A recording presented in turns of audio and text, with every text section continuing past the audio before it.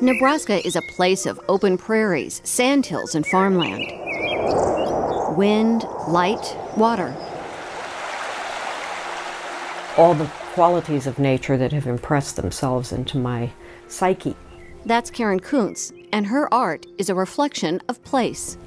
Having an art form where I could address some of these issues kind of naturally grew from being in the landscape, understanding the space, traveling across the ground and seeing the undulations.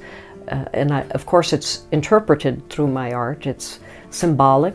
Her prints are exhibited all over the world, but Nebraska is her home, her heart, and her inspiration. Okay, you should switch partners now. To be able to inspire young people.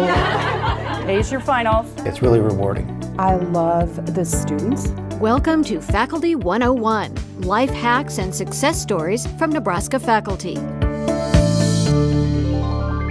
Time for orientation. Who is Karen Koontz?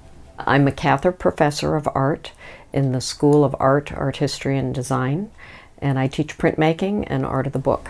Professor Koontz has a studio on campus, but her newest venture, Constellation Studios, is my art center for printmaking, papermaking, and bookmaking.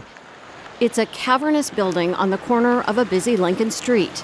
A vibrant mural greets visitors who pull into the parking lot, and inside, I work here, but part of the model of a print studio is that it's a collaborative space. Many people need to share equipment, and I have the equipment. I've really designed this so that members, local artists, artists in residence from around the country can all join and work in this studio along with me. Constellation Studios provides a variety of presses and tools used to create art. Things that you just need at your fingertips. Hanging on one wall are brushes designed for different techniques. Well, these are Japanese. Were made in China. It's a very fine tip. This one when I'm dampening paper, calligraphy strokes, a tamping brush. Professor Koontz has conducted workshops in exotic locations from Japan to Iceland. She shares her techniques and learns from others, experience she brings back to the classroom.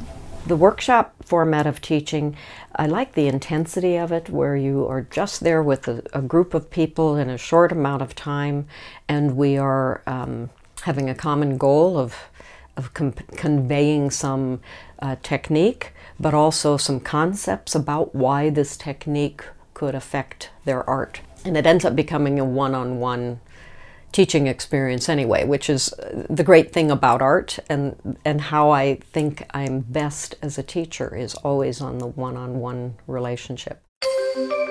Next, lab work, a deeper look at Professor Koontz's creative activity. Professor Koontz is well known for her large-scale reduction woodcut prints. They start as blocks of wood that are destroyed as she works. Carving and printing and carving and printing and carving and printing until something spectacular emerges. A print by Karen Koontz is an adventure for the senses, filled with abstract shapes, bold colors, elements that might suggest extremes in weather or concepts like erosion. I sense patterns and shapes, graphic shapes that are in the landscape, and then they're interpreted through my drawing, and then once again interpreted through the medium of printmaking, which also adds something each time. There's a kind of a transformation through process and concept.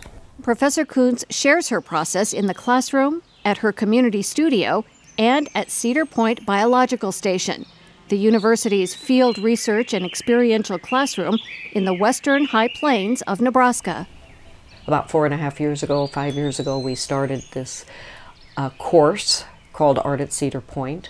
That's an interdisciplinary course for all levels to work at the Cedar Point station for a 2-week intensive class in art, and then it has the opportunity to interact and engage with the science researchers that are going on as well.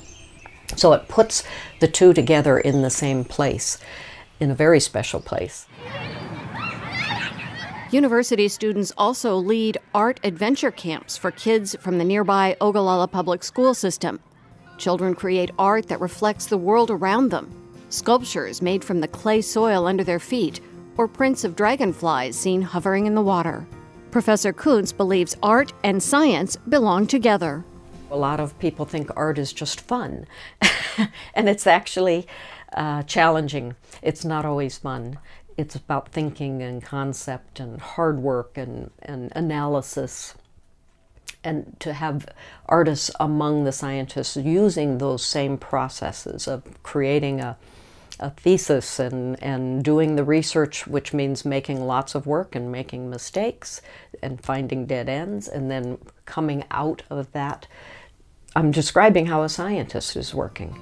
So I think that's one of the goals, is to help elevate this idea of what artists can do and how they can be a contributor to understanding of our world.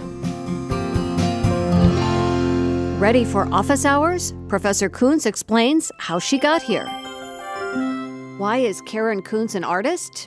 It just was kind of writ in my DNA. She grew up in Omaha in a family that loved to be outside.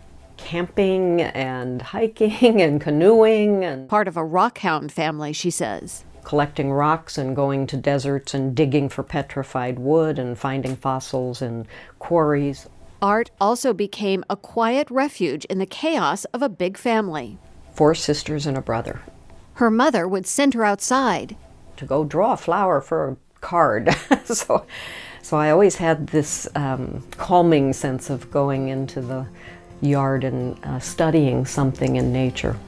And everybody knew she was an artist. That was my identity, and I actually think that gave me some confidence throughout my whole life, in that I didn't have to have the doubts about where I would go, what I would be, what I would do. Now it's time for a pop quiz, random questions, life hacks, and wisdom for all of us. What can a parent do to encourage creativity in a child? Well, I certainly think creativity for children is vital. It's part of being human.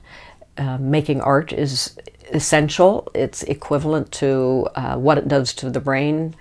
That's been proven that music does to the brain. So does art. Visual art creates those pathways. It's so different than this automatic feed that comes from technology that now we accept as such a given. Actually making things with your hand shows an empowerment, and everybody should sense that, because that is literally how we can change our world.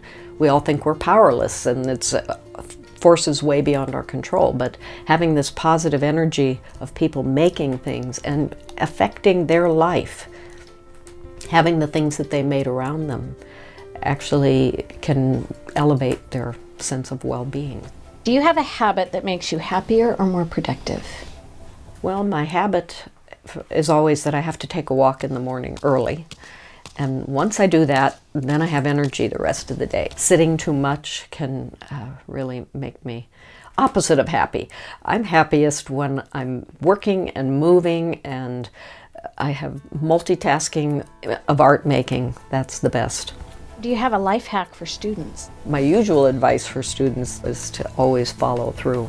You know, we all can sit and dream and say, oh, we're going to do this and we're going to do this, or somebody asks you this or invites you for this, and after that great energy and suggestion is embedded in the mind, you have to follow through to actually initiate those things, and then that can lead to something that you don't know could be really significant. And I believe those kind of risk-taking chances are very important for opportunities, for creating some kind of an unknown that comes back in waves to you later. And finally, homework. Draw, paint, create. Adults need to take the risk themselves and do something new to keep learning. Actually, I've run into lots of people who have that desire. They need to flip the switch and try other things. They are expressing this need that most people have to bring something that they've put aside for other practical reasons. And why do we think that creativity is impractical? It actually is the most practical of all because it keeps your mind and your spirit alive. So that's one of the reasons I have Constellation Studios, so that they can come and take workshops with me and to see them push themselves and still have this spark of energy that comes from doing something new and kind of a step-by-step technique that you can invent and find possibilities within is very exciting. That's it for Faculty 101. Thanks to Karen Koontz for sharing her creative genius. In the show notes, a link to Professor Koontz's work and to more information about art at Cedar Point. Next time on the podcast. It's like an insanely complex and complicated machine, and I was able to study that. Find out more about Nebraska's connection to the largest five-diamond resort in the world. Faculty 101 is produced by the University of Nebraska-Lincoln.